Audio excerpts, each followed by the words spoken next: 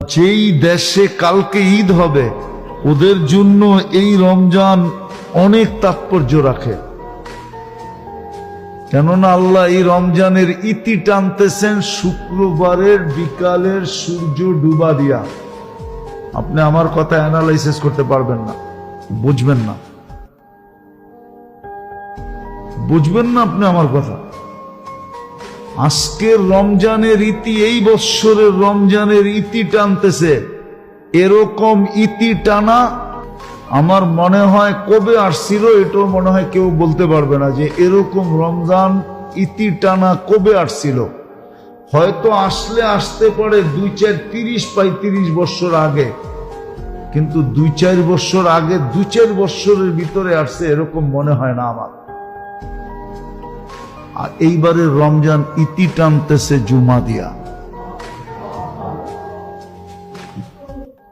জুমা দিয়ে ইতি টানতেছে। বড় তাৎপর্য রাখে আমাদের জন্য, বড় গুরুত্ব রাখে, মহত্ব রাখে, বড় ভাবনা লুকানো আছে এটার ভিতরে। আল্লাহ ইতি টানতেছেন শুক্রবার দিয়া, শুক্রবার শনিবারে সকালে ঈদের নামাজ, শুক্রবার দিয়ে আল্লাহ ইতি টানতেছেন এবারে রমজান। আসছিল আমাকে নিষ্পাপ করার জন্য, আসছিল আমাকে গুনাহমুক্ত করার জন্য, আসছিল আমার হাতে জান্নাত তুলা দেওয়ার জন্য, আসছিল আমাকে জাহান্নাম থেকে মুক্তি দেওয়ার জন্য,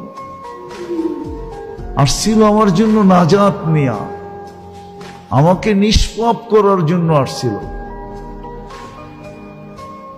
যেন জমিনের উপরে আমি হালকা হয়ে যাই। কিন্তু মাপ কতটুকু চাইলাম? আসছিল তাকওয়া অর্জন করার জন্য।